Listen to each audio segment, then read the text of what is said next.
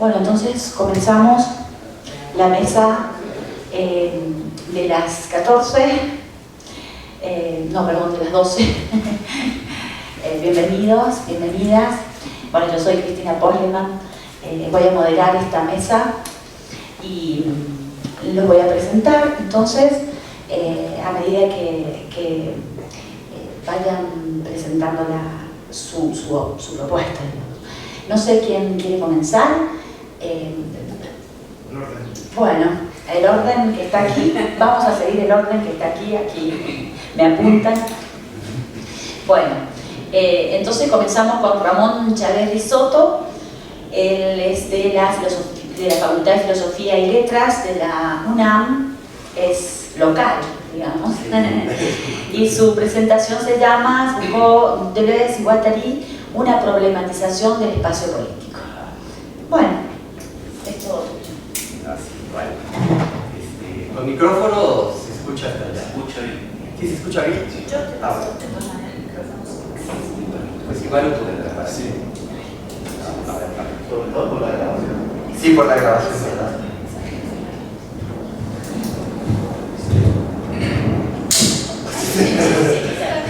Este está vivo. ¿Será? Ahí está. Bueno, pues gracias por estar aquí, porque yo sé que ya acabaron las clases y bueno, hay todavía algunos que siguen acá, al pie del cañón, poquitos, ¿verdad?, pero consistentes. Quiero agradecer también a la mesa, porque los que están acá conmigo, todos son amigos míos, ¿no?, queridos amigos, y pues trabajamos en unas cosas que son semejantes, pero pues nos reúne ahora en Deleuze y Guattari. Bueno, pues muy honrado de estar acá. Agradezco a Pepe, que no anda por acá, Pepe Escurdia, que es el que siempre hace el favor de invitarme, y esta vez pues de pedirme el favor de hacer una mesa. Entonces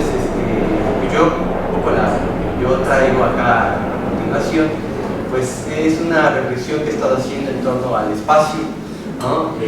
Yo creo que es muy importante hoy pensar el espacio como, digamos, desde la filosofía.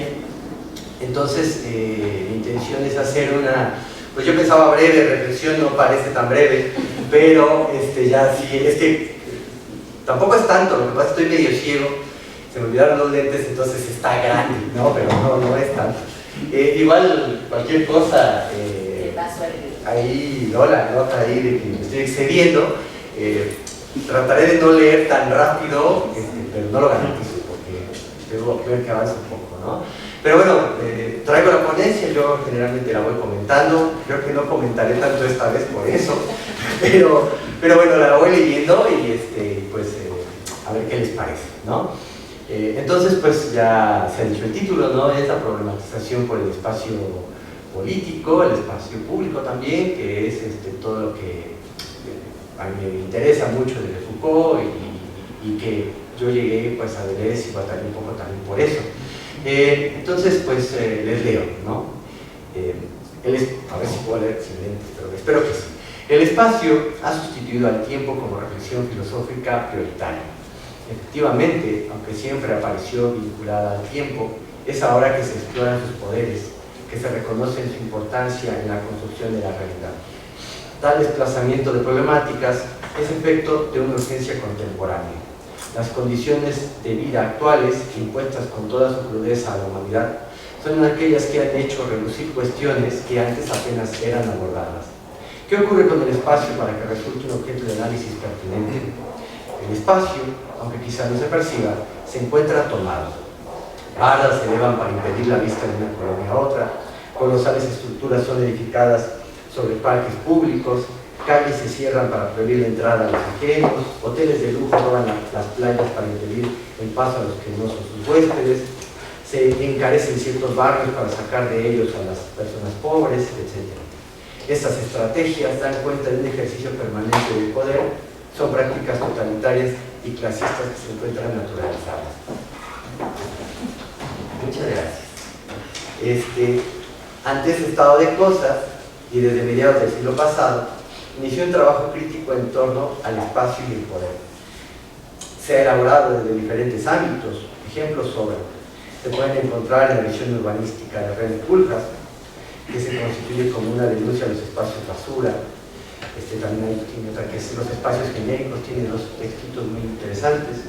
Desde la etnología, Mark Aure señala los no lugares, el transporte, los centros comerciales, las clínicas, todos estos espacios creados por el capitalismo, que son provisionales, efímeros, en fin. Son diferentes propuestas, como la de la psicogeografía, dirigida a recuperar la riqueza del paseo y la deriva. Se retoman los sitios de ciertos movimientos estéticos y políticos. Ahí podemos observar mil formas y manifestaciones, desde performances callejeros hasta pintas, grafitis, como los elaborados por Bransky, ¿no? El más famoso.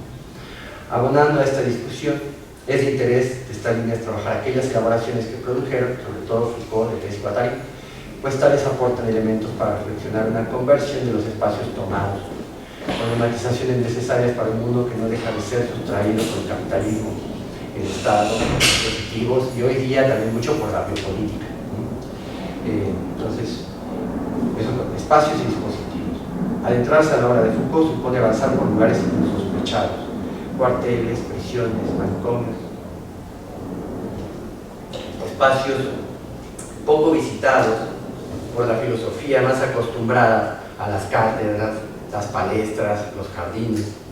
Desde sus primeros trabajos, el filósofo francés se encuentra pensando desde el espacio. Uno de los botones de muestra más claros es el que resulta del análisis del Hospital General. Todas las articulaciones que se dan en torno a la locura aparecen nodularmente en función de la consolidación de ese espacio, del espacio del hospital. En las páginas de la historia de la locura, en la época clásica, se encuentran entretejida una experiencia del espacio muy particular, en el que se observa el paso de la forzada navegación del loco, libre, a la vez que prisionero de su propio viaje, a la soberanía sujetada del humanismo, marcada por una exclusión inclusiva dentro de él. Gilles Deleuze apunta en Saber, curso sobre Foucault, la importancia que para el filósofo de Poitiers tiene las estructuras arquitectónicas como el hospital y la prisión. La tesis de Deleuze es que Foucault tiene como principio filosófico preguntarse por las condiciones de decibilidad y visibilidad del momento histórico, en un momento histórico. Así, al tiempo que está dando cuenta de los enunciados, se encuentra preocupado por los a priori que permiten ver los objetos. Es en esta indagatoria que se encuentra con la importancia de las estructuras arquitectónicas y el urbanismo. Siempre según Deleuze, para Foucault, estas representan máquinas de luz, pues la arquitectura es la instauración de un campo de visibilidad. Por ejemplo, el hospital, históricamente, no solo fue el lugar donde se veía a los locos, sino donde se hacía resplandecer la locura. En ese sentido, la arquitectura del hospital esculpe la luz. Me gusta mucho esa, ¿no? Esculpir la luz, que es como justamente hacer posible un objeto, ¿no? La arquitectura es importante como máquina de visibilidad, pues las formaciones históricas ven lo que son capaces de ver. Igual, ¿no? De nuevo esta idea de condiciones de posibilidad, ¿no? Ven todo lo que pueden ver. Bueno, un trabajo exhaustivo espera aquella investigación que haga el recorrido de todas las referencias espaciales que utiliza Foucault, inscritas bajo la indagatoria de los dispositivos, que ahí menciona muchísimos espacios. Acá, con miras a demostrar la importancia que cobra el espacio en su aspecto ontológico, toma algunas partes representativas de seguridad, territorio y población.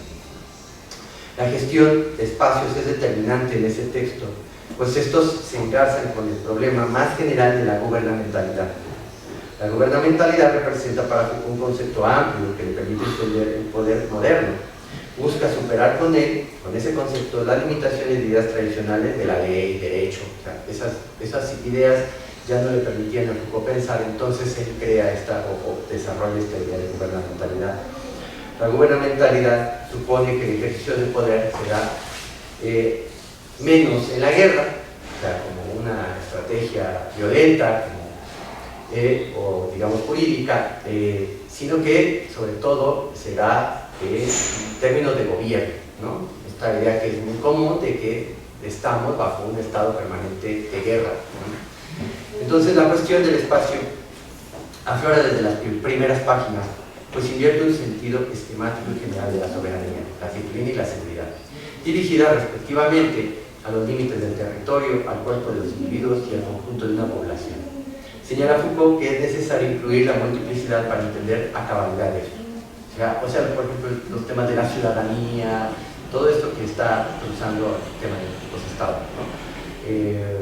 Incluida la multiplicidad, el espacio cobra consistencia en los tres órdenes. La soberanía capitaliza el territorio, entra en el problema de la sede, de dónde poner el gobierno, la sede del gobierno. La disciplina arquitectura un espacio, esta tiene como problema esencial una distribución jerárquica y funcional de los elementos, que eso lo podemos ver mucho en Vigilar y Castigar, ¿no? Hasta este detalle de la anatomopolítica, ¿no? Finalmente, la seguridad trata de condicionar, muy interesante, un medio en función de acontecimientos y elementos que es dable a regular en un marco polivalente y transformable. El medio es lo que permite explicar la acción a distancia de un cuerpo sobre otro. Representa un soporte y un elemento de circulación de una acción. Problema de circulación y causalidad. El medio es un campo de intervención donde los individuos son afectados en calidad de población. Ello hace reducir un problema político escasamente planteado, la naturalidad de la especie humana dentro del medio artificial. O sea, lo que hace, en pocas palabras, lo que se hace con la gubernamentalidad es generar una especie de medio artificial que pondría en cuestión la naturalidad del estar de los seres humanos, de la especie humana, ¿no? Geopolíticamente hablando, el espacio artificial creado, en el cual está instalada la especie humana, es uno de los primeros medios de interés para el gobierno. Mejorar el clima, por ejemplo, cambiar la temperatura, etcétera, son los objetivos de este, ¿no? O sea, tratar de transformar el medio. El poder se ejercería no sobre el territorio, como fuera algo llano, salud, sino en la modificación del medio que transforma a la especie humana. O sea, en realidad la gubernamentalidad y el Estado procurarían, estarían desplegados, no como pensado el territorio como un espacio, sino como transformar, como una modificación del medio. Así, uno de los ejes de los mecanismos de seguridad es el despliegue de una técnica política que se dirige al medio. Se puede decir que detrás de la gubernamentalidad existe una mirada estratégica de los espacios que pretende limitar los azares de los intercambios y dominar el caos, ¿no? O sea, siempre tratar, pensando desde las ciudades, cómo poder limitar justo esos azares, sobre todo esto que dice Foucault respecto a las ciudades, ¿no? Cuando tienen que cuadricularlas para pensarlo en torno a las aguas negras, por ejemplo, a los pestes, exacto, al trabajo. Entonces hay que transformar ese medio, ¿no? Esta dilucidación aporta una mirada política sobre el espacio, además revela la forma en que es concebido desde la gubernamentalidad, a saber, como algo artificial, dispuesto de cierta manera para la especie humana, con miras a la eficiencia, cuadriculado, para hacer más visible la circulación, los intercambios, los contactos, instrumentando estratégicamente como principio causal, para limitar los efectos indeseados y planificar los deseos. Es innegable que el espacio urbano ha sido siempre una preocupación. Cómo llevar el agua y hacer circular los mismos, cómo frenar a las horas invasoras, dónde enterrar a los muertos, etc. Sin embargo, es desde la modernidad que el caos es explícitamente conjurado y la población es diligentemente operacionalizada y producida. Heterotopías, que es otro tema que me parece muy interesante, el tema de las heterotopías. Si hasta acá se ha demostrado el espacio como un problema de la gubernamentalidad atinente a un ordenamiento impuesto o sobrepuesto a una especie humana, no naturalmente civilizada, proclivemente caótica, no se ha llegado a explorarlo en su naturaleza, llamémosla ontológica. Esta naturaleza se encuentra en Pisa cuando Foucault presenta el problema de las heterotopías. En 1967, Foucault es invitado a pronunciar una conferencia frente al Círculo de Estudios Arquitectónicos de París. En ella, el francés proponía una nueva analítica de los espacios en relación con el poder, que habría bautizado como heterotopología. Esta nueva ciencia planteará el problema de las heterotopías, espacios otros que impugnaban a las utopías como idealidades y como inexistencias. El tema de la heterotopía aparece un poco previo en las palabras y las cosas, aparece sobre cierto, en el prólogo, el prefacio, aparece ahí el tema de las heterotopías, y entonces ahí ya él había pensado las heterotopías en el contexto o en relación con el lenguaje, ¿no? Como aquello articulado otro. Pero acá lo baja al tema de los espacios. Oh, no me digas, ya. No voy a reformulando su propio trabajo. Mientras que las utopías suponían espacios, sin un lugar real. No lugar, no voy a llegar a nada. Voy a llegar en no lugar hablando de eso. Reformulando su propio trabajo, mientras que las utopías suponían espacios sin un lugar real. O sea, las utopías, ¿no? Tienen esa, ¿no? Como un lugar, no lugar o un lugar ideal. Las heterotopías serían lugares reales. O sea, la heterotopía, por eso impugna la utopía, porque mientras que la utopía no está, ¿no? O es un proyecto, o es, las utopías son reales. De manera análoga, así como las idealidades metafísicas, por ejemplo, el alma, fue impugnada por el cuerpo, la utopía es impugnada por la heterotopía. Esto es por los espacios reales y localizables. La razón principal para este planteamiento es que mientras las utopías imponen continuidades y hacen posible pensar las fracturas, las heterotopías revelan la multiplicidad, los cortes. En otras palabras, las heterotopías abren o muestran rupturas en la arquitectónica expuesta por el poder. Las heterotopías son unidades espaciotemporales donde se es y no se es, o donde se es otro, como el espejo, el cementerio, el prostíbulo. Espacios donde se refleja la estructura social, espacios donde no se refleja la estructura social ni la producción, sino que representan rupturas de la vida cotidiana. Imaginario donde la vida y la muerte, eros y tánatos, existen de manera promiscua y desordenada. Definitivamente no podré terminar todas las ponencias, entonces mejor se la cuento rápido, que tengo como 3 minutos. Yo creo que es muy importante, a mí el tema de tanto el que Foucault entienda todo este espacio como desnaturalización, como una producción de poder, el espacio, y que nos lleve después al tema de las heterotopías, que es muy amplio, ¿no? Como nosotros tenemos espacios reales, ¿no? Espacios de estar, pero muchos otros espacios que se crean de repente en estos intersticios, ¿no? Como pueden ser,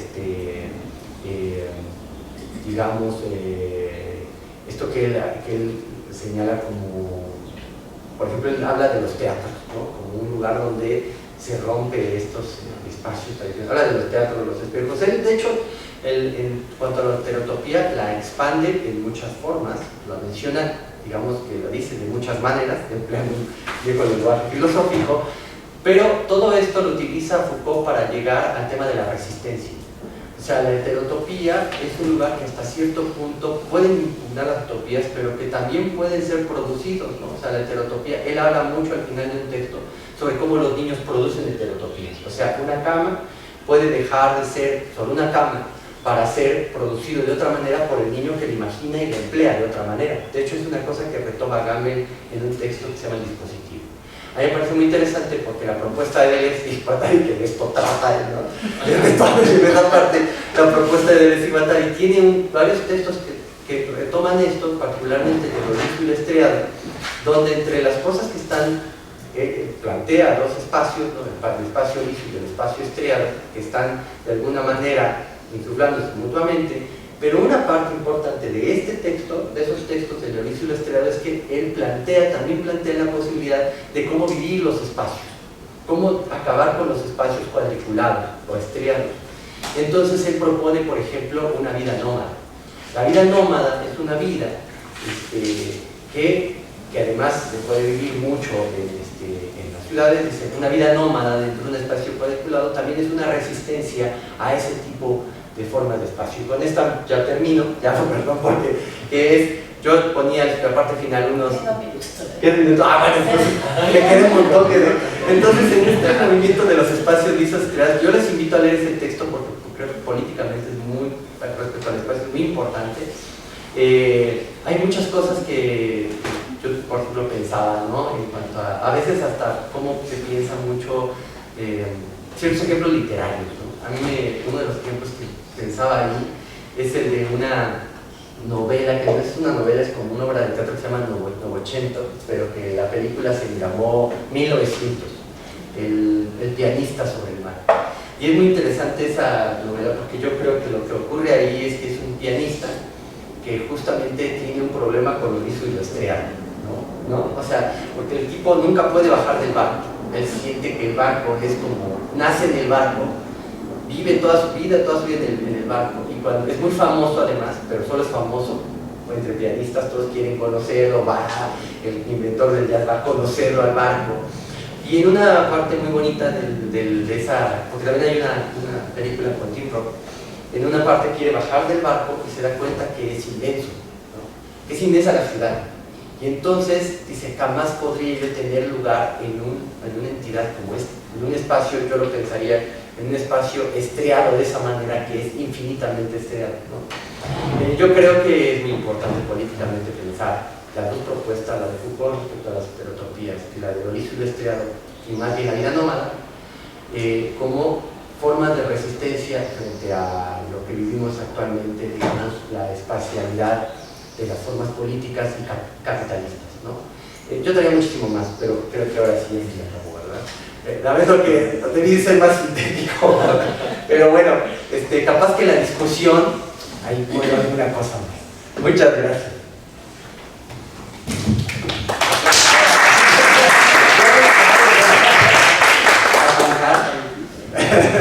Bueno, muchas gracias, Ramón.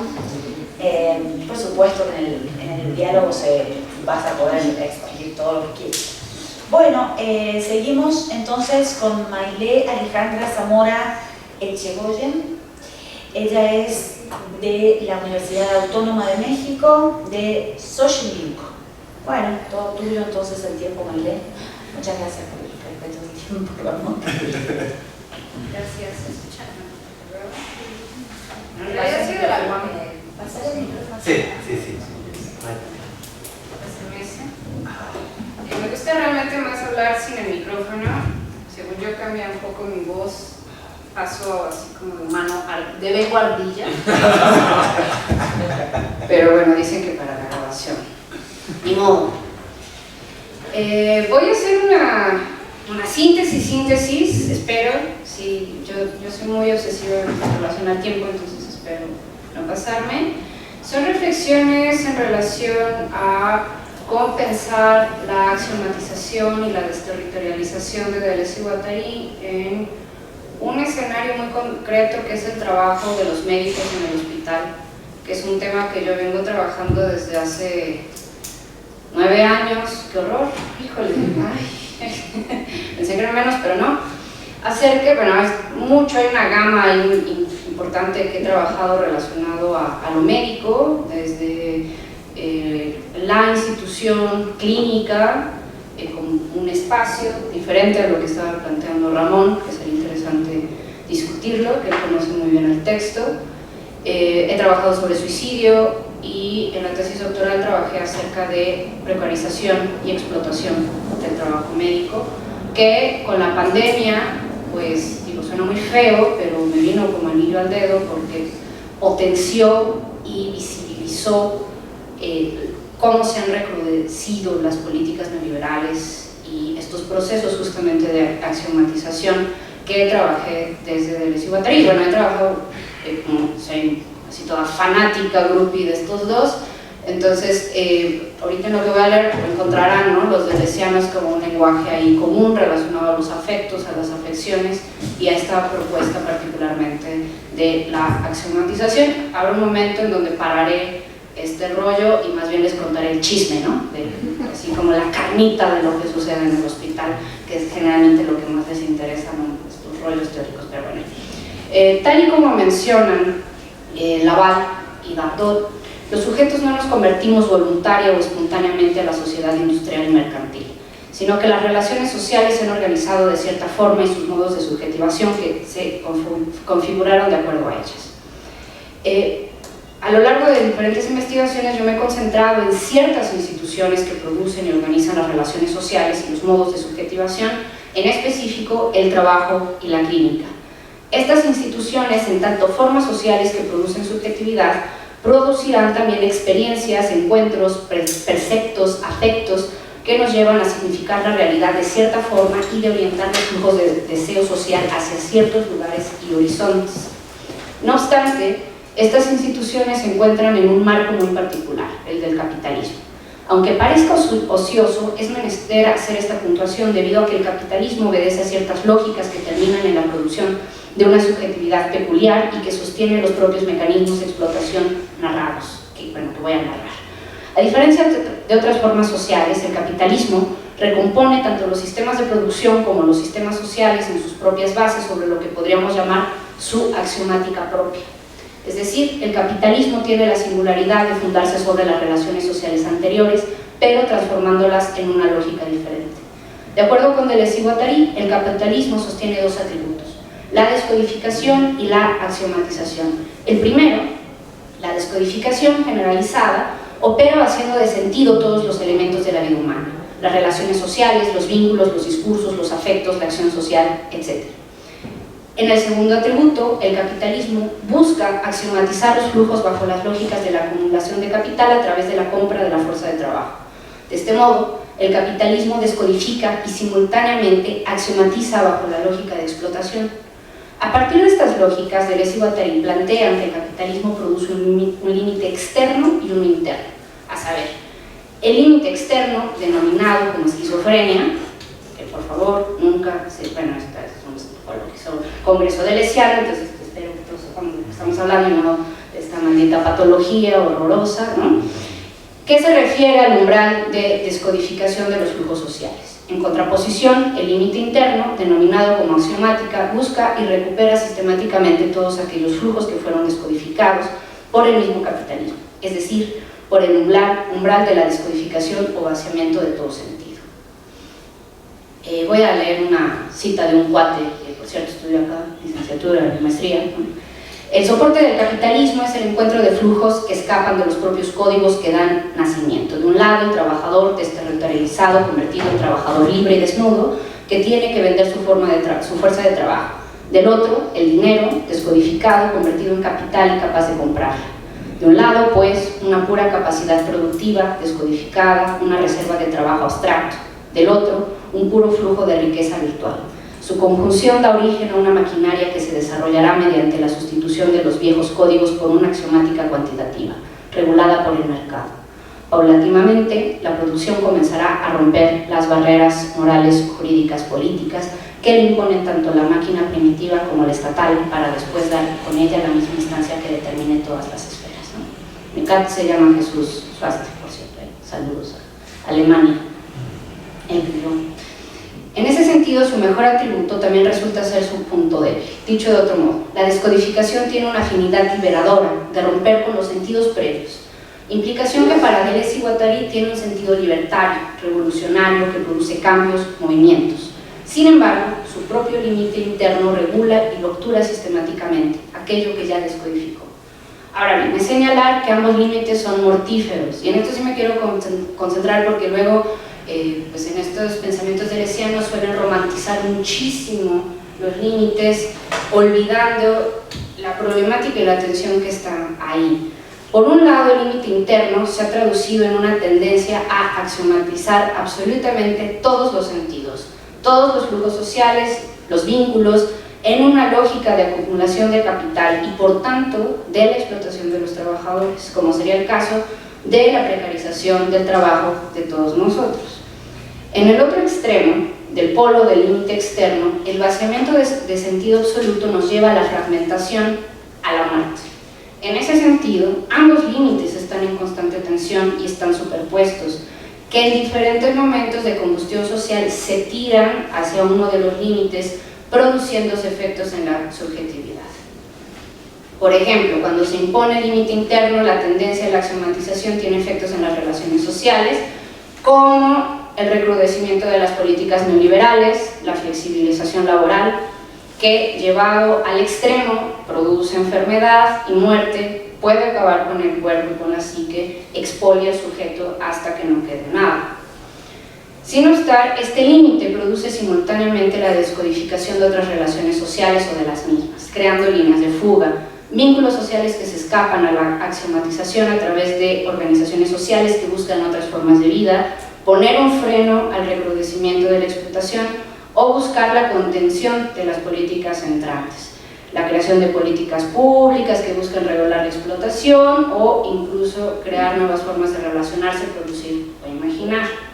Sin embargo, estas líneas de fuga también pueden deslizarse hacia el extremo externo, es decir, alarse hacia la descodificación absoluta, tal como es el caso, pensando en un vagabundo, como un sujeto que se escapa a las lógicas de axiomatización del capital, que no vende su fuerza de trabajo y tampoco le interesa, que se mueve en los márgenes de la acumulación del capital.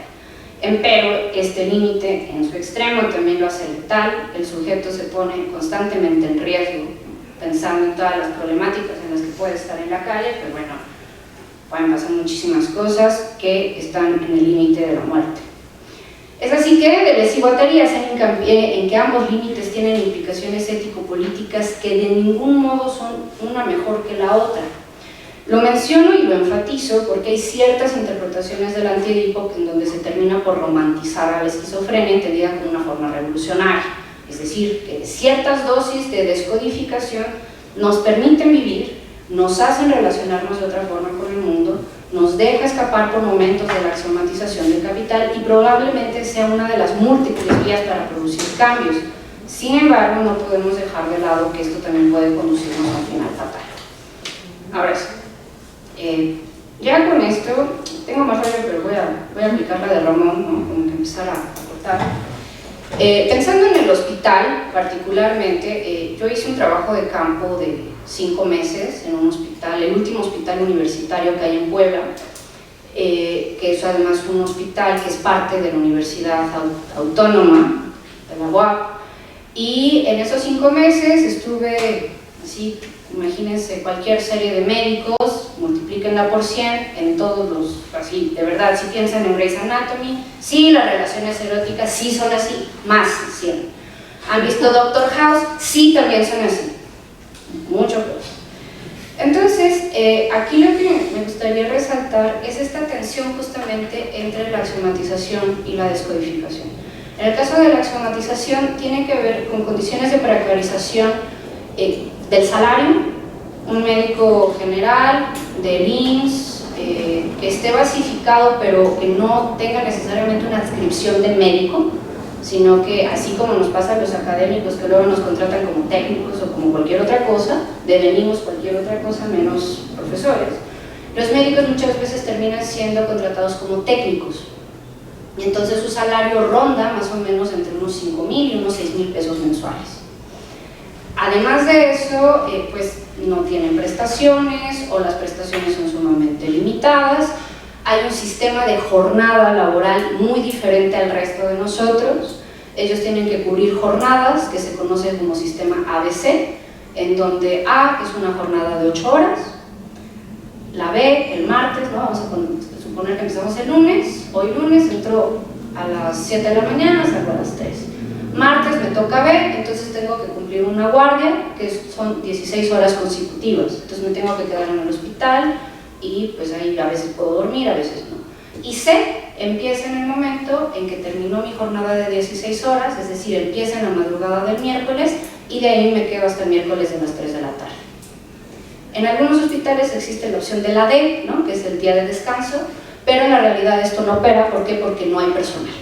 No hay un personal suficiente, entonces los médicos se la pasan en A, B, C, A, B, C, A, B, C. Hasta el tercer ciclo descansan, casi siempre es el domingo. Entonces encontramos la precarización, no me estoy refiriendo nada más a los salarios paupérrimos, sino a un sistema que axiomatiza también sobre el cuerpo, en donde lleva al sujeto a un estado de desgaste endosomático terrorífico, en donde no duerme, no come, tiene que estar parado y que aparecen una serie de elementos que a mí me hace clic con estos elementos mortíferos del límite de axomatización de lo que habla Deleuze y Guattari.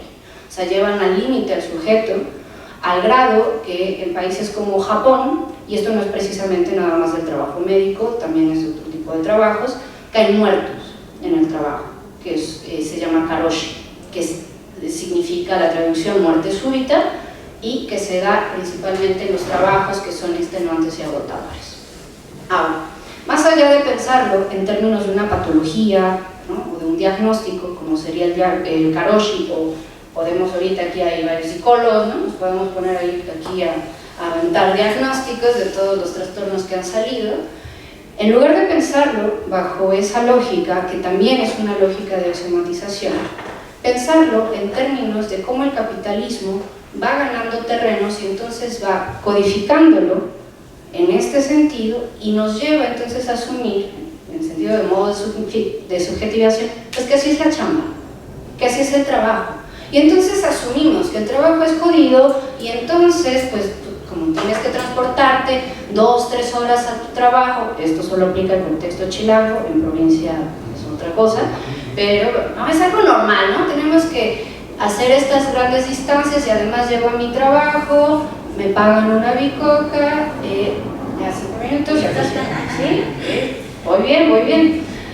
Entonces, pensar la axiomatización aquí. Ahora, el problema de la descodificación es el otro lado mortífero, que yo también me concentré, que tiene que ver con el uso sistemático de fármacos y que no nada más tiene que ver así como Doctor House, sino hay un robo sistemático de parte del personal de salud en donde roban medicamentos para diferentes fines, ya sea para el almacenaje, ya sea para el autoconsumo, ya sea para un mercado negro o lo que yo llamé como una Robin Hoodada, ¿no? Es decir, como estilo Robin Hood, a darle los medicamentos e insumos a aquellos pacientes que no tienen seguro.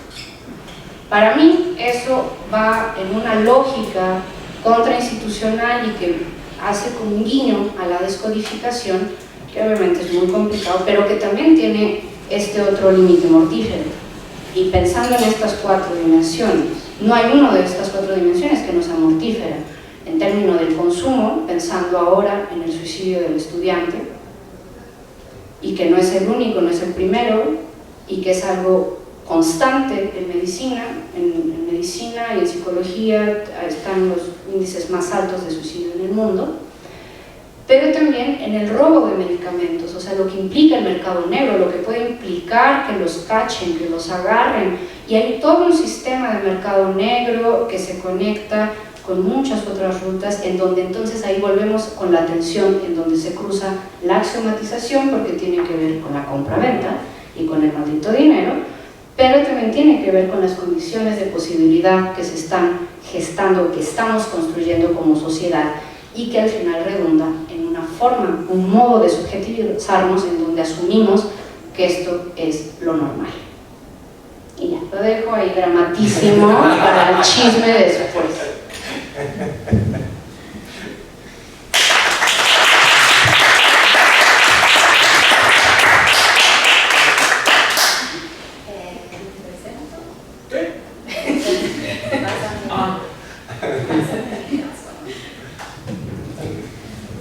Bueno, entonces seguimos con Román, perdón, es que está Ramón y Román. Sí. Román Gabriel Suárez Galicia, él es de la UNAM y, bueno, no, perdón, las siglas, es de la ENES de Morelia. Luego, si quieres aclarar, Román, el nombre de tu universidad. Es que está mal escrito, pero es la UNAM. Por eso me confundí. Bueno, entonces también es de la casa. Sí. Bueno, entonces te paso el micrófono todo.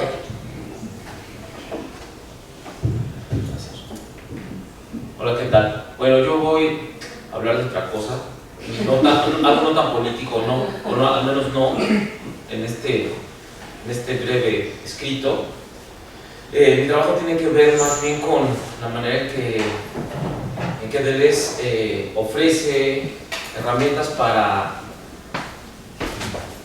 para pensar la música y para escucharla y para abrirse hacia el ejercicio, digamos, de la creación y de la escucha musical. El trabajo se llama Del tiempo y de las fuerzas audibles, hacer una ontología de la música en Deleuze.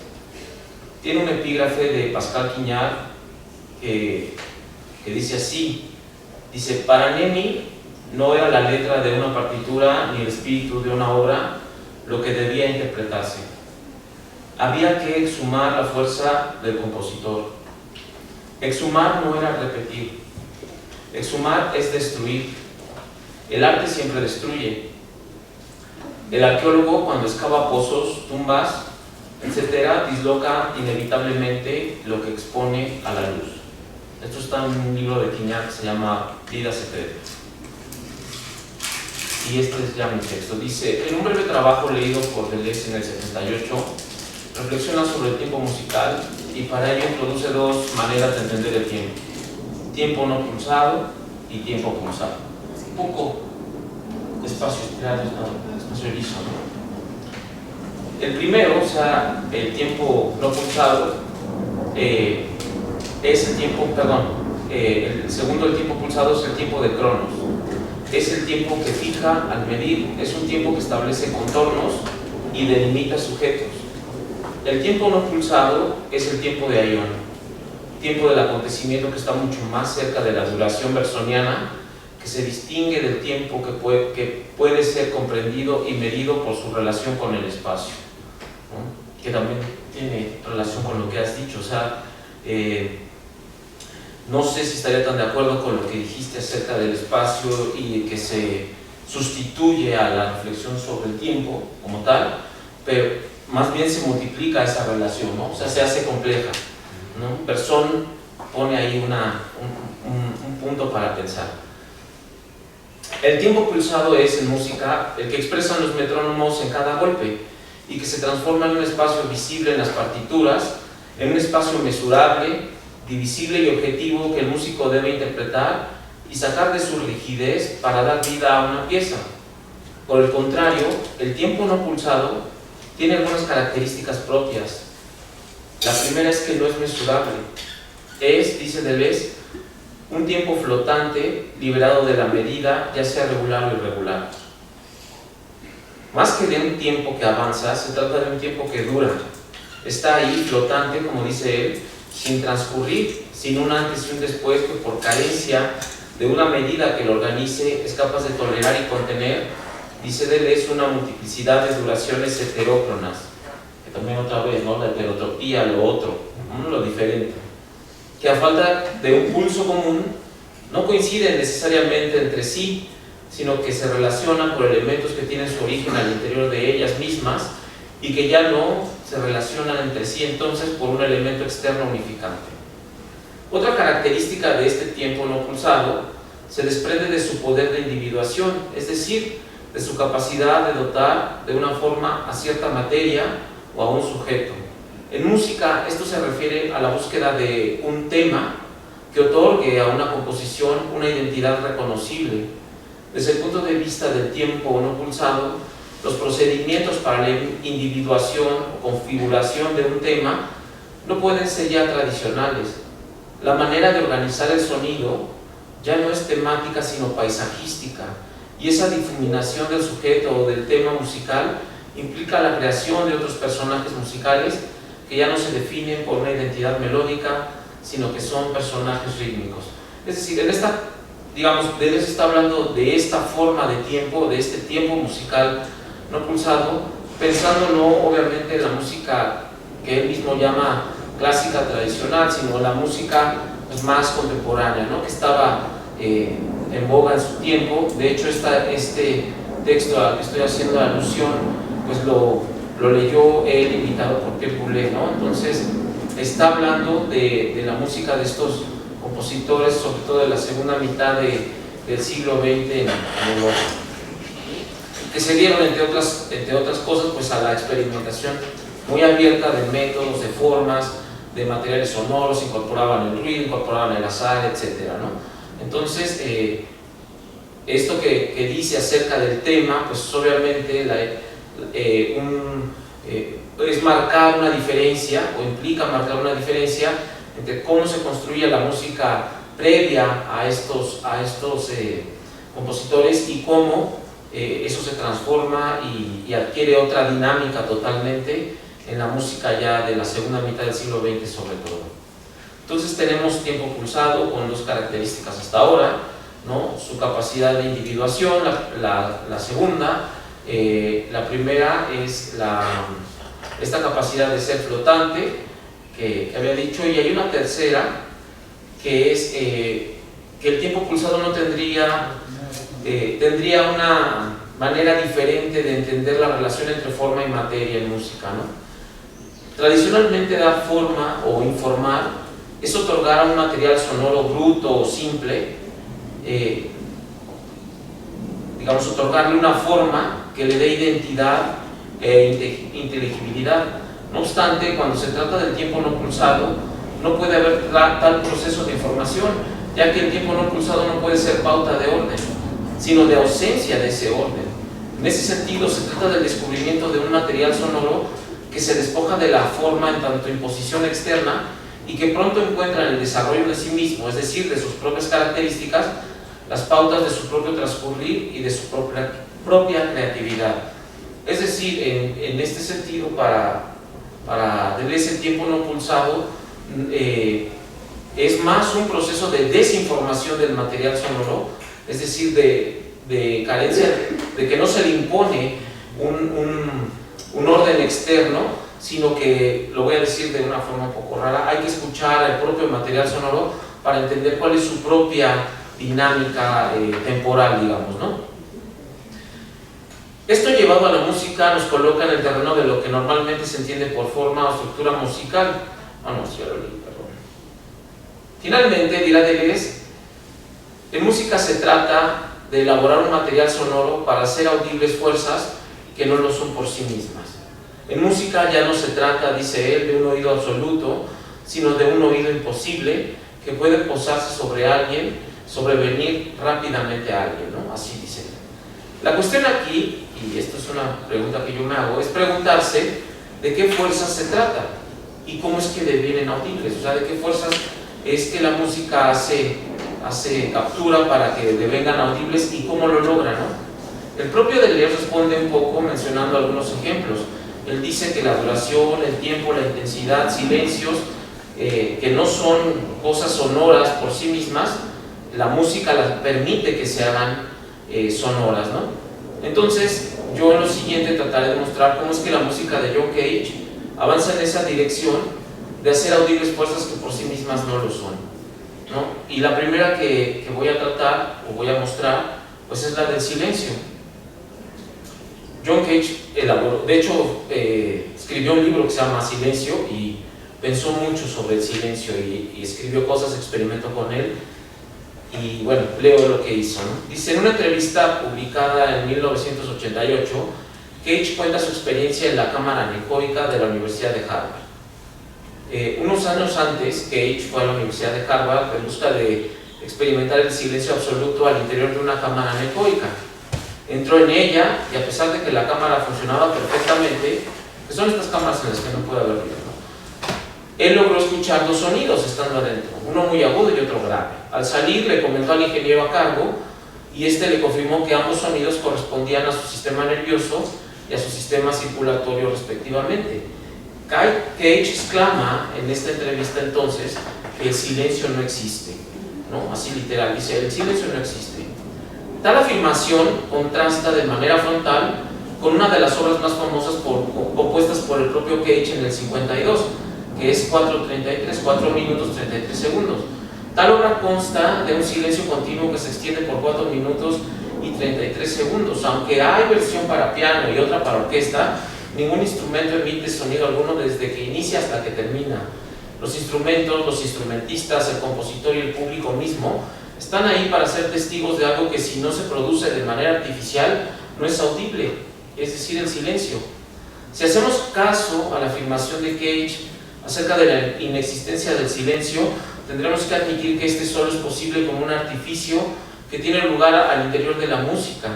El silencio no existe en la naturaleza, el silencio es propiamente hablando un producto musical, es una fuerza en ese sentido, que solo se hace audible cuando nos reunimos para escuchar qué acontece cuando todo aquello que esperamos que suene calla.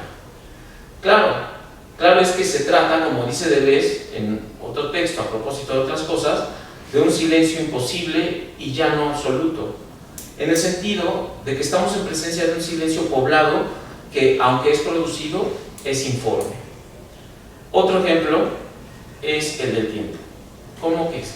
que se escuche el tiempo, ¿no? Bueno, pues el mismo ejemplo, 433, puede servir para entender en qué sentido la música hace audible otra fuerza que no es audible por sí misma, que es el tiempo. Cage dice en un texto que escribe en el 49, y lo cito aquí, dice: música, la estructura es su divisibilidad en partes sucesivas, desde frases a secciones largas. Luego define la forma. Para él la forma es contenido y continuidad. Luego define el método. El método es el modo de controlar la continuidad nota por nota. Y luego finalmente define el material. El material de la música es sonido y silencio. Integrar estos 4 elementos para Cage es componer. Entonces está estructura, forma, método y materia, o sea, sonidos y silencios, ¿no? ¿Cuánto tiempo tengo? Ah, ok. Bueno, voy a cortar, voy a contar un poco porque así me falta. 7, sí. Ok. Para ser exacto.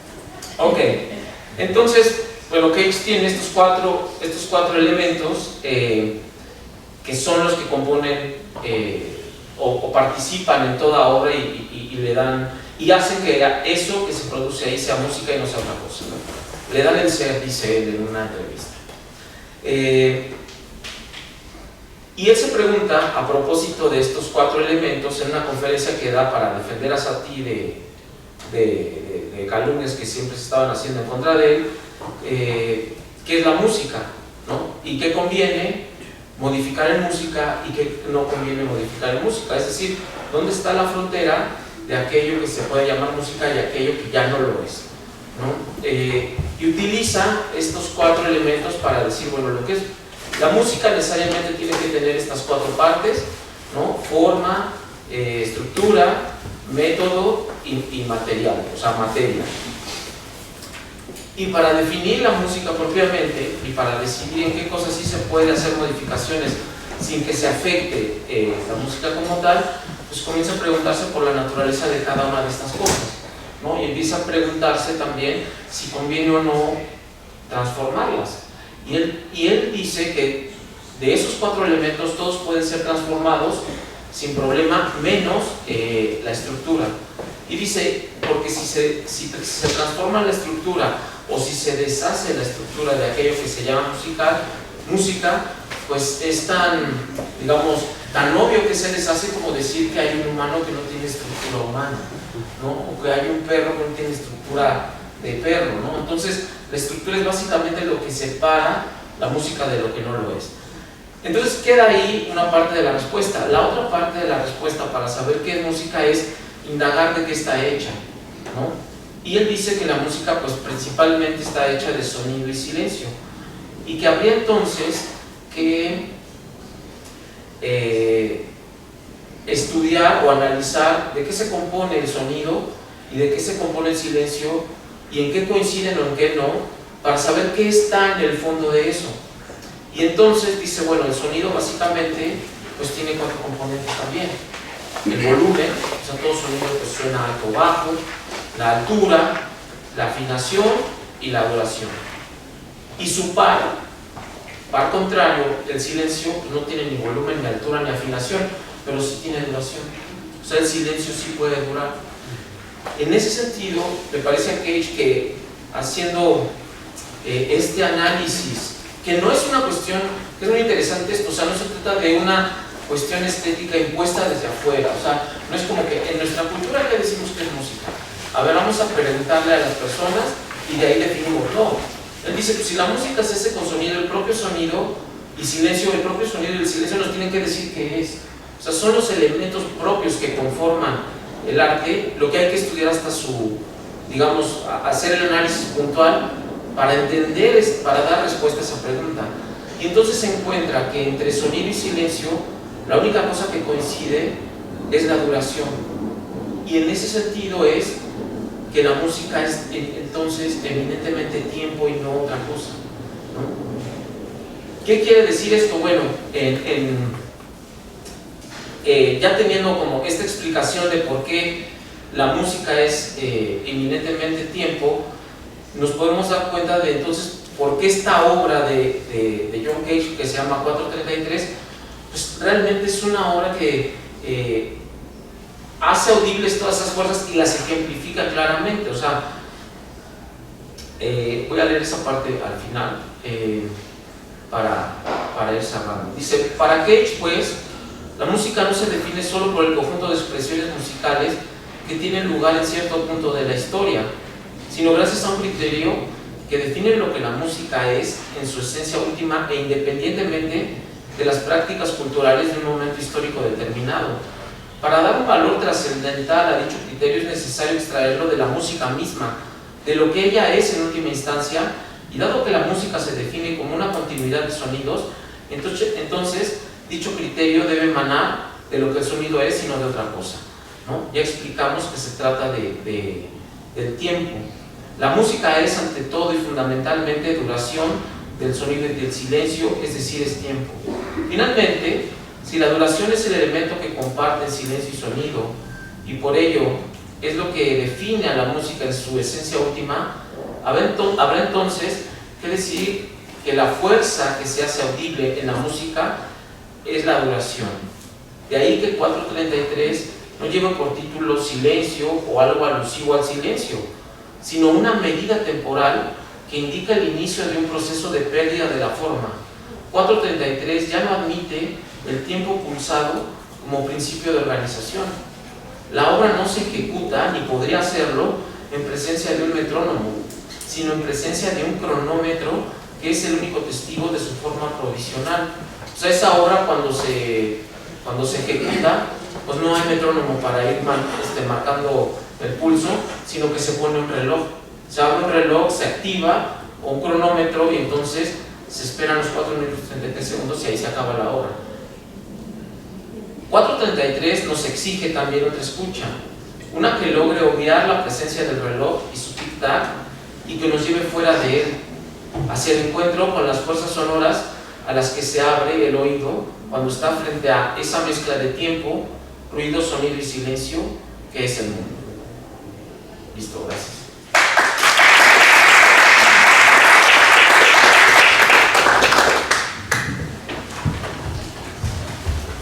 Bueno, muchas gracias.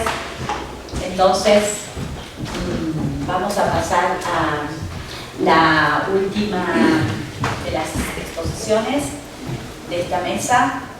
Ella es Amanda. No, perdón. Gary. Bueno, no importa. Es Gary. También entre Amanda y Gary. Bueno. Entonces ella es Gary Gómez. También vas a aclarar tu universidad, Gary. Puede quedar incógnita. Bueno, queda como una incógnita. Su ponencia se llama Devenir Latinoamericano, Subjetividades y Resistencia. Bueno, entonces te paso el micrófono y todo tuyo el tiempo.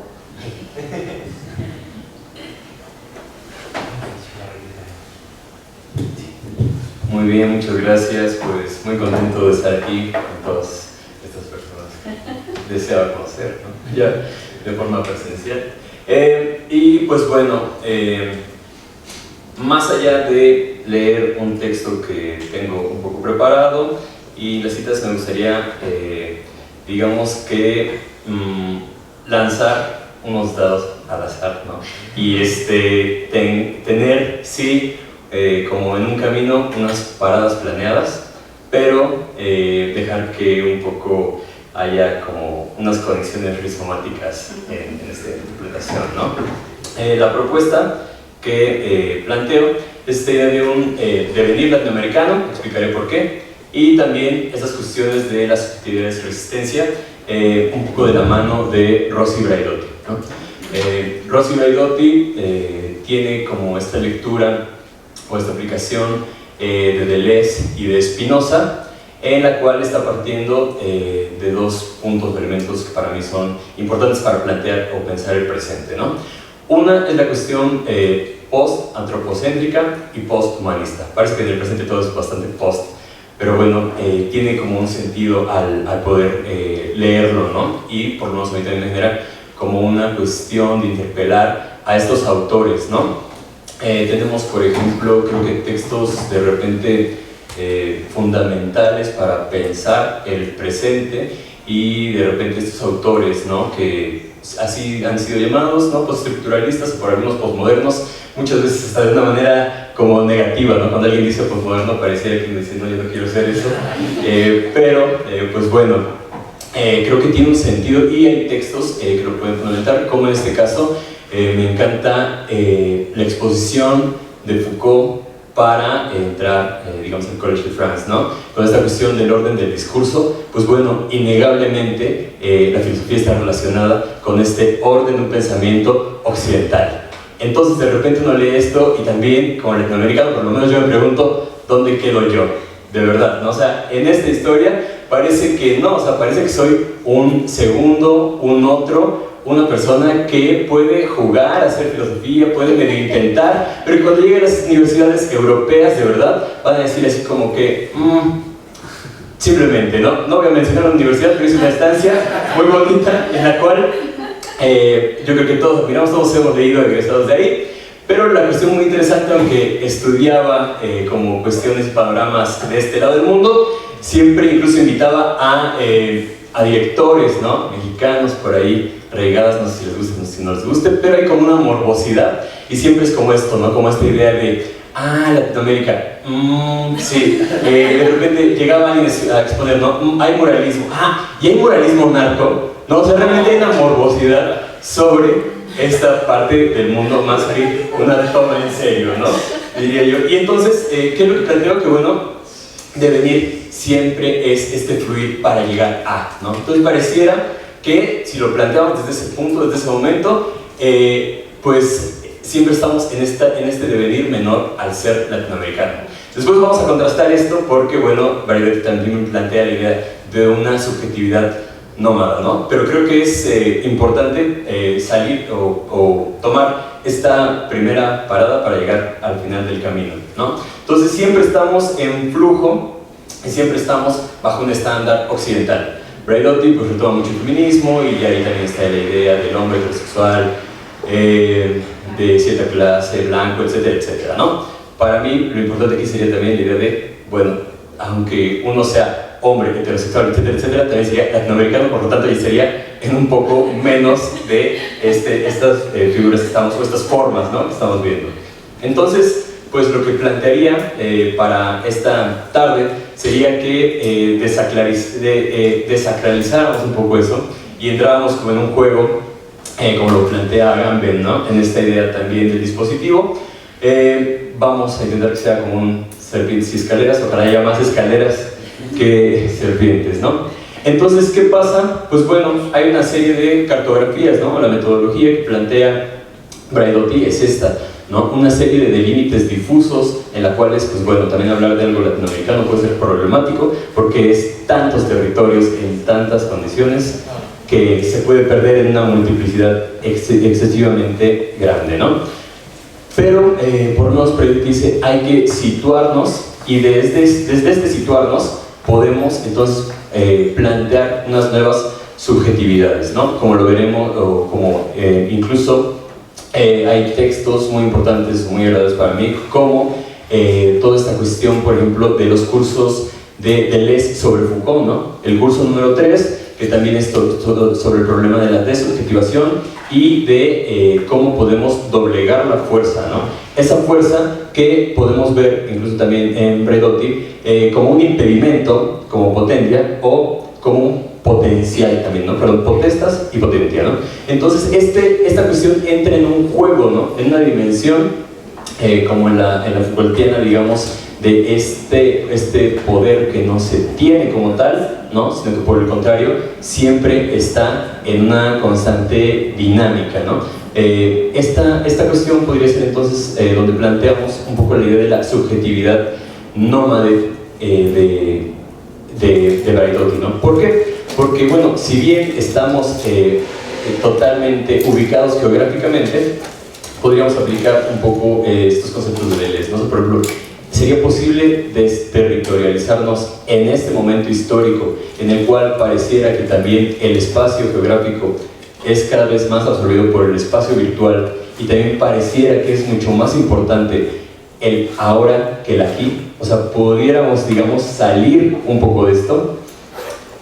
tómenlo más como una provocación o una invitación a pensar que una respuesta muy clara, ¿no? Digamos que lo que por lo menos podríamos contemplar es que hay ciertas condiciones para pensar esto, ¿no? Y ciertas condiciones incluso desde la misma filosofía, ¿no? Debido a que el problema, digamos, de la virtualidad o de este tipo de espacios, que es un tema que estoy trabajando, pareciera que nos abren una oportunidad, ¿no? O sea, digamos, podría ser tanto una potencia como podría ser quizá, o lo está haciendo cada vez más, una potestad, ¿no? Cada vez pareciera que este juego de la territorialización y la desterritorialización se están dando muy comúnmente, ¿no? O sea, aparentemente, por ejemplo, Internet salía como un espacio de aparente libertad, ¿no? Después nos quedamos con que no utilizamos realmente Internet, ¿no? Comúnmente utilizamos redes sociales, entonces volvemos a estar como encapsulados, ¿no? Entonces, digamos, pareciera que este juego siempre va a estar como en una dinámica constante, ¿no? ¿Cómo podemos encontrar estas nuevas formas o de qué manera podríamos encontrar una serie de ejercicios, ¿no? Por ejemplo, Sloterdijk dice que nosotros somos seres totalmente de ejercicio, ¿no? En lo que nos ejercitamos es en lo que nos convertimos, ¿no? Digamos, uno podría comer muchas papitas, se ejercita comiendo y termina obeso, ¿no? Entonces, en este tipo de cuestiones, la idea sería esa, ¿no? ¿Cuáles son la serie de ejercicios, disciplina, ascéticas, que son conscientes o no conscientes, ¿no? Y que también nos están todo este tiempo, de alguna forma, transformando, ¿no? Hacia dónde podemos, digamos, aspirar como una línea de fuga y qué tanto estamos deviviendo otra cosa, ¿no? Porque pareciera que en un mundo globalizado, pues constantemente estamos tomando esta idea de la subjetividad nómada, ¿no? De repente pareciera que hay un bombardeo de ideas y que hay una transformación también en cuanto a todo este tipo de invitaciones, ¿no? Así, digamos, uno puede ser en este momento quizá hablar sobre filosofía, pero entonces saldremos y tendremos otro tema y entonces parece que hacemos este devenir en otra cosa, ¿no? O sea, como una invitación casi esquizofrénica a hacer muchas cosas y pareciera que también debemos de explotar todo nuestro tiempo porque si no estamos desperdiciando totalmente nuestra vida. Entonces, bueno, la invitación, digamos, o la propuesta también de Braidotti es a repensar y replantear desde este punto una serie de prácticas que nos constituyen, ¿no? Como tal, pareciera que el capitalismo nos ha convertido en pura y mera bios, ¿no? O sea, somos una vida que se puede explotar y todo lo que se puede explotar se va a intentar explotar, ¿no? Pues, conforme a esto, plantea mejor, digamos, como una opción, retomar la Zoe como una forma también, digamos, de una vida contemplativa, como un ejercicio, digamos, de prácticas que no nos lleven necesariamente a la explotación determinada, como decía incluso Mailer, etcétera, etcétera, y pues fallecer en el intento de ser exitoso, tener reconocimiento, etcétera, etcétera, como son los estándares, digamos, de nuestra sociedad, ¿no? Entonces, digamos que estas líneas de fuga estarían pues bastante relacionadas con la idea de poder escapar a ciertas condiciones que se nos incita, digamos, con el presente a tener, ¿no? Digamos, en este caso considero que es muy un ejemplo muy cotidiano, pues toda esta idea de la invención o creación de un sí mismo, ¿no?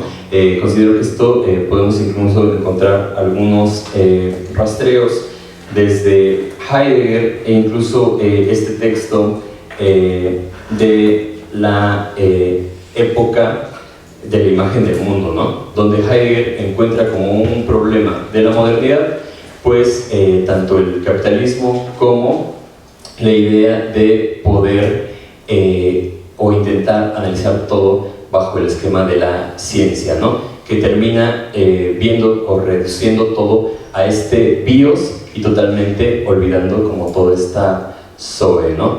¿En qué situación? En la cual convertimos el mundo, digamos, mucho más en imagen que en la experiencia espacial que tenemos de él, ¿no? O sea, relacionando un poco estas dos partes, considero que podríamos pensar la propuesta de Braidotti, teniendo como conciencia de situados desde donde nos encontramos, ¿no? ¿Cuáles son las condiciones en las que entramos a este juego, ¿no? Y número dos, pensar cuáles son las prácticas que nos podrían favorecer dentro de todo este mismo juego para crear una serie de disciplinas autoimpuestas como otras que tenemos que resistir porque todo el tiempo nos están de alguna forma coaccionando, pero brindando una oportunidad, digamos, de una vida mucho más vivible desde esta subjetividad nómade, ¿no? En la que necesariamente estaremos cambiando porque estos procesos tanto de territorialización como de desterritorialización pues parece que son el día a día del capitalismo, ¿no? O sea, no importa entender un poco la jugada, siempre va a cambiar y nosotros cambiaremos con ella, ¿no? ¿Hasta dónde podemos cambiar y hasta qué punto estas siempre estarán en una función de resistencia? Pues considero que siempre van a estar en función del estar situados, ¿no? Por último, como para ir cerrando, me parece que si retomamos, por ejemplo, el análisis, ¿no? De Foucault desde el poder soberano, la descripción de las instituciones, ¿no? De un poder disciplinario, podemos ver que ya apuntaba hacia las sociedades de control a las que Deleuze se va a referir, ¿no? O sea, digamos como que podemos ver este cambio que necesariamente describe, anuncia o alumbra un poco la situación a la que nos enfrentamos, ¿no? Pero considero que siempre es necesario releer de manera crítica, de alguna manera, como las propuestas de estos autores, porque encuentro en Braidotti una buena recuperación de Deleuze, pero que también sería necesario aplicar, digamos, como esta misma crítica a la propuesta para pensar de qué manera podríamos abordar una ética desde Braidotti para pensar nuestro presente. Y bueno, con eso concluyo. Muchas gracias.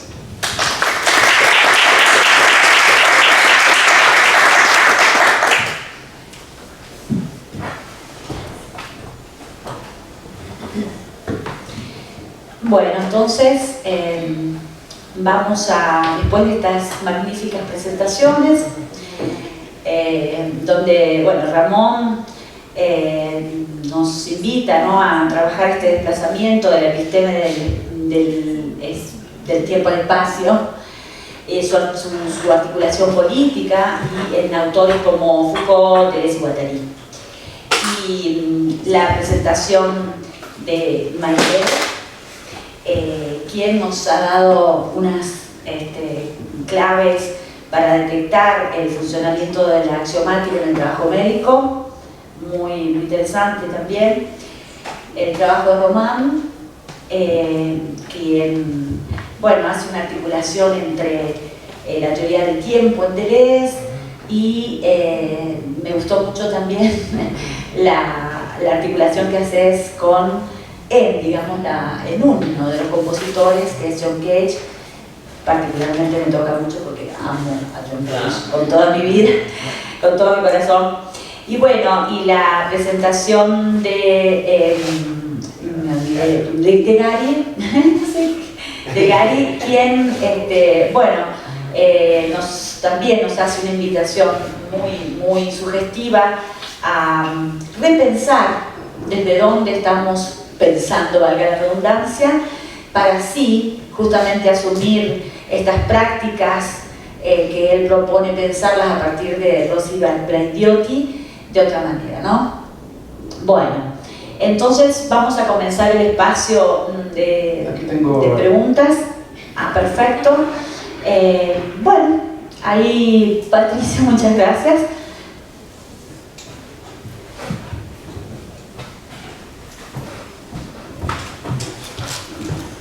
Sí, aló.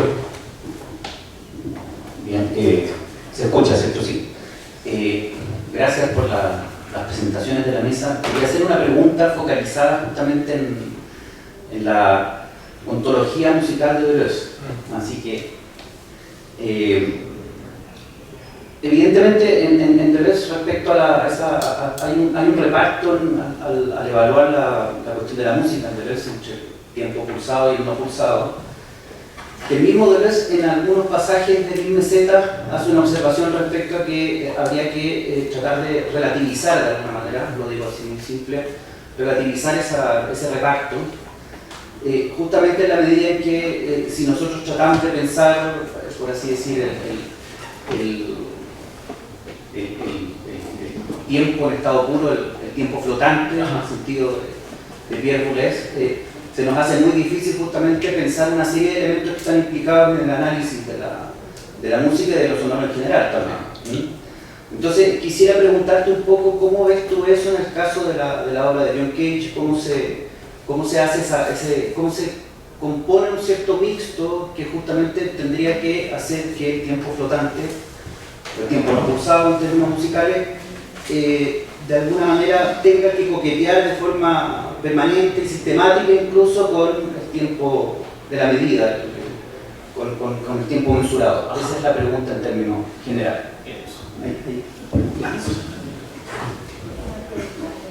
Bueno, hola. Muchas gracias igual por sus ponencias. Esta es una pregunta, bueno, yo creo que más hacia Maylet, pero que se puede extender yo creo que a todos los ponentes en general.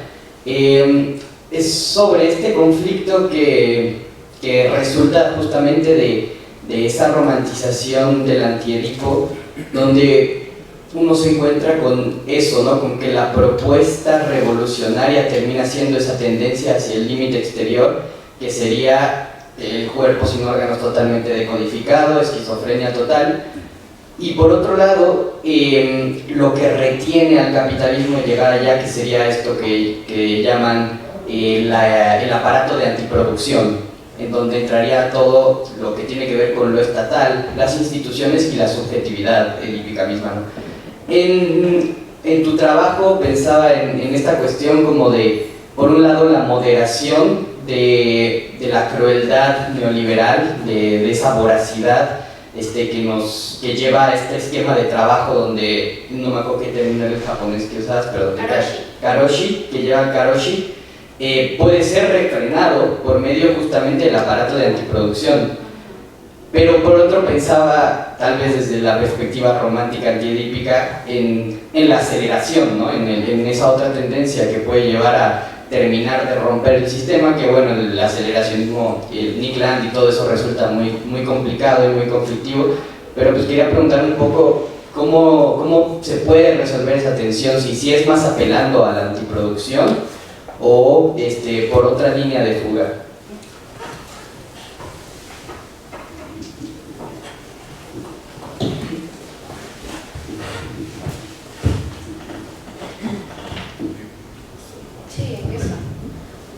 Ok, gracias por la pregunta, es muy interesante. Y fíjate que ahorita que él también planteó su pregunta, pensé en algo que es como común a la hora de leer a Deleuze y Guattari. O sea, de repente ellos llegan a análisis que concluyen en conceptos, por ejemplo, tiempo pulsado, tiempo no pulsado, espacio exterior, etcétera, que de repente se toman como categorías y se aplican en seco, así, o a rajatabla, ¿no? Y yo creo que eso pues, es una tendencia como el pensamiento que no es tan plástico como el que ellos llevan a cabo, ¿no? O sea, a veces cuando uno lee otro tipo de autores que sí proceden como por creación de categorías que aplican así para dividir la realidad o explicar las cosas, se acostumbra uno a eso, ¿no? Así, a que la herramienta se usa de esa forma. Y creo que la manera en que Deleuze, Guattari, incluso Foucault, yo creo, producen sus conceptos, nos obliga siempre a la revisión del concepto para ver qué tan prudente es, ¿no? No creo que, no pueden ser en automático aplicados, ¿no? Y en ese sentido yo creo que la pregunta es muy buena porque también nos hace leer con precaución lo que ellos mismos están diciendo sobre su trabajo. En este mismo trabajo, que es el del tiempo musical, Deleuze habla de los personajes musicales. Yo ya no andé en eso, ¿no? Pero él habla de los personajes musicales y explica, por ejemplo, cómo en Wagner hay asociado a un personaje un tema musical, ¿no? Y después dice, pero Boulez ha demostrado cómo ese tema musical después se hace independiente del personaje y entonces se hace flotante autónomo, ¿no? Dice, pero también tenemos otro tipo de escuchas. O sea, hay que aprender a escuchar en tiempo no pulsado, digamos, ser conscientes de que está ahí y trabajarlo como herramienta para escuchar, para tener otra escucha, digamos. Pero claro que está la escucha de decir, a ver, a este personaje se le asocia este tema. Eso es claro en Wagner, por ejemplo, y en otros compositores así era esa estética, digamos, ¿no?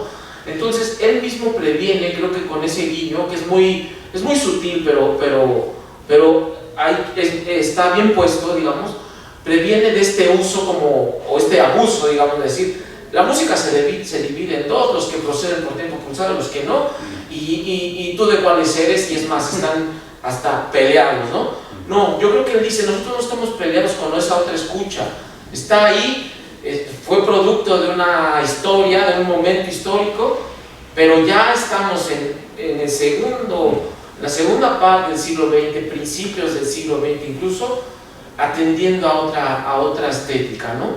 Que produce otras cosas. Al respecto, John Cage no es tan prudente. En esa lectura que él dio, que se llama En defensa de Satie, él dio esa lectura frente a personas alemanes de la posguerra, digamos, después de la Segunda Guerra Mundial, en un aniversario a Beethoven, ¿no? Entonces da esta lectura que se llama En defensa de Satie frente a puros señores o casi todos alemanes, obviamente amantes de Beethoven, ¿no? Y entonces él hace todo este desarrollo para preguntarse qué es la música y dice, pues tenemos un problema aquí, porque toda la música que nosotros escuchamos hasta antes de Satie viene de Beethoven, y Beethoven desarrolló la música y la llevó a naufragio, que esa es la manera en que él lo dice, la llevó a naufragio porque creyó que podía hacer cambios en la estructura musical atendiendo a la forma, atendiendo a la armonía, perdón, no al tiempo. Beethoven se olvidó de que la música es tiempo y empezó a jugar con la armonía y creyó que podía experimentar, y ahorita tenemos el relajo que tenemos, así, ¿no? Por culpa de él. Dice, entonces, ¿a quién tenemos que escuchar? ¿A Beethoven o a Satie? ¿Quién está bien? Y eso es una pregunta que lanza así a rajatabla, ¿no? Pues frente a un auditorio que son amantes de Beethoven y que de Satie pues, se burlaban si es que lo conocían, porque no lo conocía casi nadie, ¿no? Estamos hablando de los 50. Entonces, Cage dice, no, pues, o sea, hay que admitirlo, Beethoven se equivocó, y ahí sí hay una, en ese momento, porque Cage cambia mucho, pero en ese momento sí hay como una, ¿cómo se dice? Una sentencia lapidaria, digamos, ¿no? Se acabó este paradigma, ya tronó, y nosotros tenemos que y él dice, Satie ni siquiera es que haya inventado algo, Satie él sí sabe qué es la música porque eso ya está hasta en la India, y en la Edad Media ya sabían que el tiempo era lo que mandaba, ¿no? Entonces, ahí se las dejo de tarea, dice, ¿no? Claro, después cambia mucho, ¿no? O sea, él mismo va introduciendo otros elementos, ¿no? Estas mismas cosas, por ejemplo, en una entrevista que le hace Daniel Charles, que se llama sobre los pájaros, que es muy hermosa, él le dice, oye, tú andabas diciendo estas cosas en 1948 y así. Dice, sí, no, pues me ofusqué, perdón. Ahorita ya pues he visto otras cosas, trabaja con el espacio, ¿no? Hace otro tipo de experimentos, introduce el azar en la música, ¿no? Abandona esta concepción, digamos, que él mismo había lanzado así como tan tan rígida de la música, entonces va cambiando, ¿no? Va cambiando, y yo creo que en su misma obra, pues tú la puedes ver, ¿no? Es como un despliegue de recursos. Yo pienso que con todo, Cage se definió muy bien a sí mismo en su labor, no como músico, sino como organizador sonoro, ¿no? Decía él, yo no soy músico, eso es para los del paradigma anterior, yo soy organizador sonoro, y para mí el ruido es sonido también, y el silencio entra ahí, y la organización no depende de la armonía tradicional. La organización puede darse hasta por el azar, ¿no? Entonces, digamos, seguirle así la pauta, pues es muy interesante, porque esta primera aproximación pues sí es bastante rígida, sí es un poco más maniquea. Yo creo que Deleuze es muy abierto, Deleuze sí no cae en eso, ¿no? Él incluso en otras habla de música en otros textos, ¿no? Por ejemplo en 1000 mesetas o en los cursos que dio, ¿no? Para 1000 mesetas también habla de música, y tiene otra aproximación que no toma en cuenta el tiempo pulsado y no pulsado, ¿no? Habla de la sexualidad de la música, de los barítonos, de los castratos, etc., ¿no? Deleuze me parece mucho más abierto, claro, pero él no era músico también. Gracias. Él no era tan celoso porque no era tan músico. Qué cosas tan interesantes dice Ramón, ¿no? Que sigue hablando. Bueno, comparto totalmente con cómo iniciaste tu comentario acerca de cómo se usan los conceptos como categorías, y que esta tendencia a deshistorizar, descontextualizar, a tomarlo y aplicarlo casi nada más en términos de como si fuera una cuestión funcionalista de aplicabilidad para poder leer la realidad. Entonces, voy a ser muy ingrata con lo que te voy a decir. Después de la frustración voy a elaborar, ¿va? No tengo la menor idea. O sea, lo que me preguntas, ¿no? No tengo la menor idea. Y yo creo que sería muy ingrato de mi parte hacer una sentencia lapidaria y decir, sí, vamos a poner la banderita de la descodificación, porque pues es un límite mortífero, y que, regresando, ¿no?, a esta elaboración de esta romantización particularmente de la esquizofrenia, que a mí me causa mucha comezón, porque yo soy psicóloga social, que además tengo una postura frente a la patología y a los diagnósticos, los detesto, he escrito así, papers y papers, ¿no? Entonces, de repente escuchar a la banda hippie diciendo, ay, sí, es que la esquizofrenia es así como la salida, y entonces todos parece que debemos quitarnos la ropa y correr desnudos, y no sé, y además eso, ¿no? Que se proyectan estos grandes imaginarios sobre la esquizofrenia, y que se toma la par de la locura, y bueno, aquí Ramón podría también ahondar mucho más sobre esto. Y bueno, Gary también en su tesis de maestría escribió acerca de esto. Entonces, a mí me resulta problemático cómo se llevan a estas como últimas consecuencias los conceptos descontextualizados. Y para mí, aquí sí me va a poner muy Foucaultiana, tiene que ver con que no se hacen genealogías. O sea, que no se piensan estas problemáticas muy situadas, y que entonces realmente tomemos una postura desde dónde estamos escribiendo, para qué lo estamos escribiendo, y entonces decir, a ver, yo estoy viendo este problema. Lo voy a poner con mi tesis.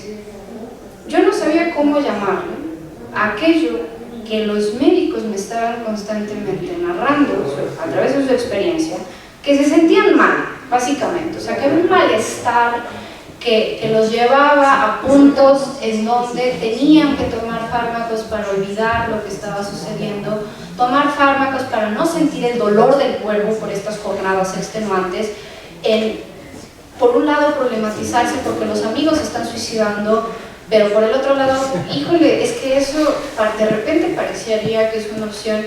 Entonces, ¿cómo llamo a eso? Que no sea depresión, ansiedad, tendencias paranoides, o sea, toda esta gama espantosa, ¿no?, que existe de diagnósticos. ¿Cómo le llamo a eso?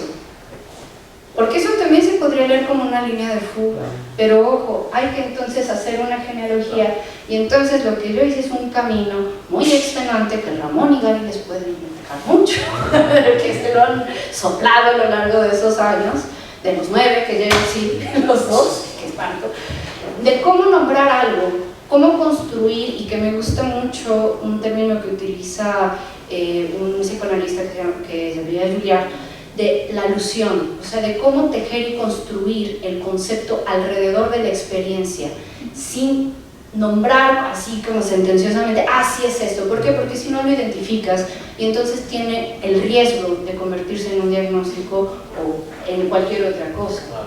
Entonces, para mí el pensamiento tanto de Deleuze como de Guattari y de Foucault, por supuesto, en esta discusión, lo que nos permite es lo que dijo Gary, pensar, problematizarnos y entonces ponernos, ¿no? Hacer una toma de posición, disponernos para pensar, para discutir y para escribir.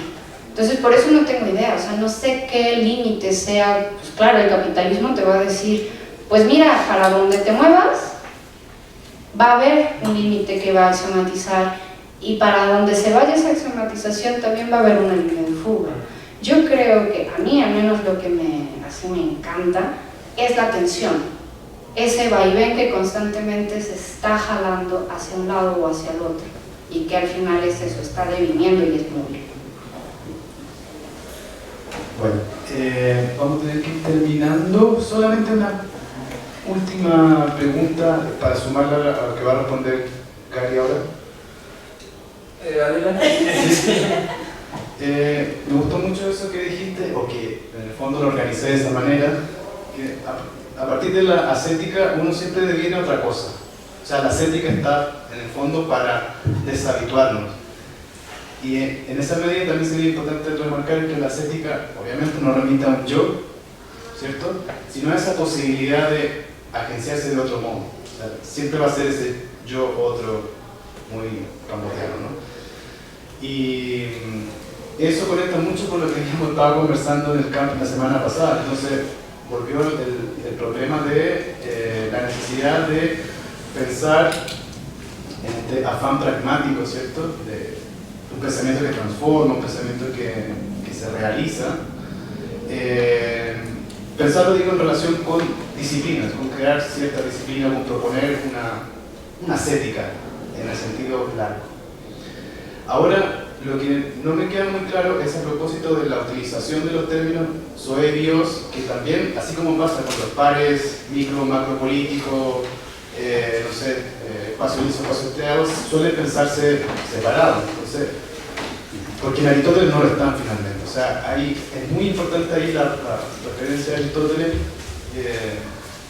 porque él también lo relativiza. O sea, claro, la casa es el espacio de la zoe y la polis de Espiros, pero no hay casa sin ciudad, ¿cierto? Si bien casa y ciudad no son lo mismo, hay una conexión. Entonces, mi pregunta va específicamente a cómo está leyendo ahí zoe y bios. Nada más.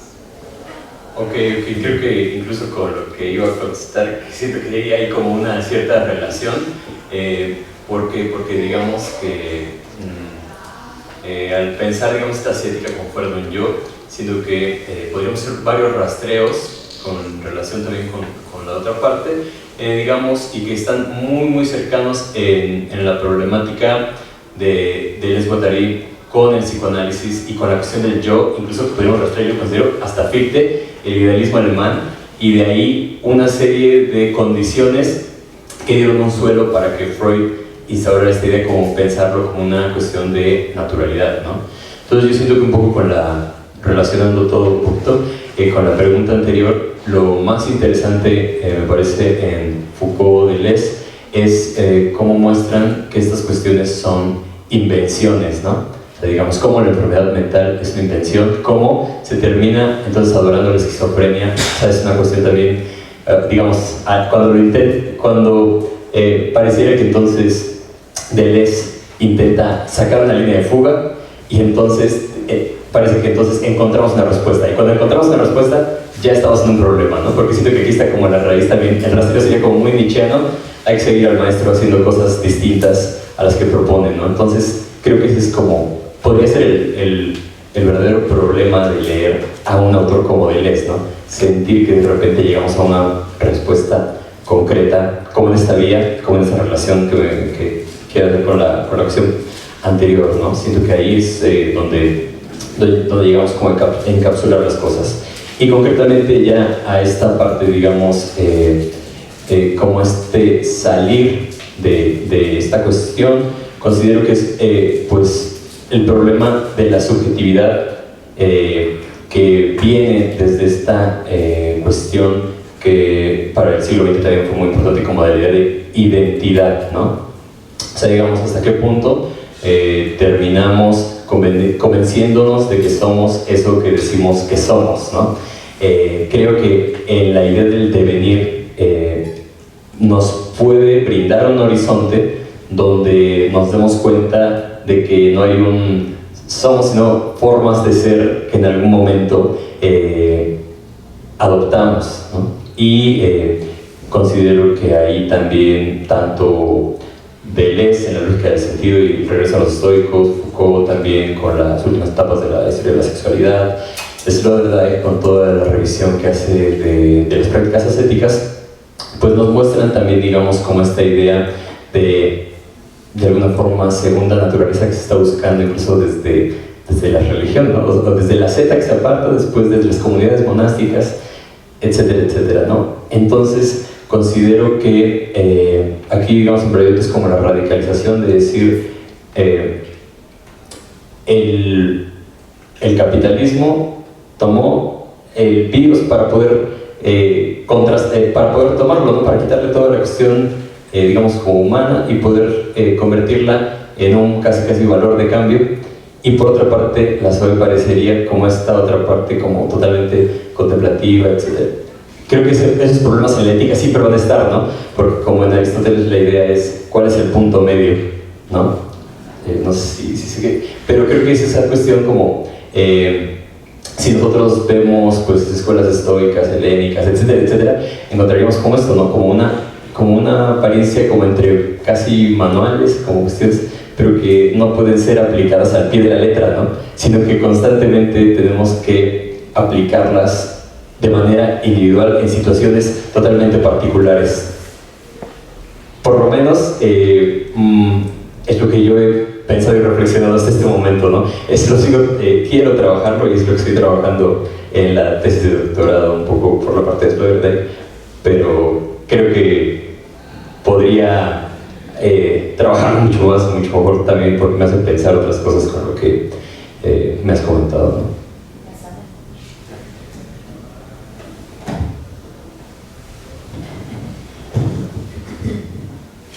Bueno, entonces llegamos al final de esta magnífica mesa, muy interesante.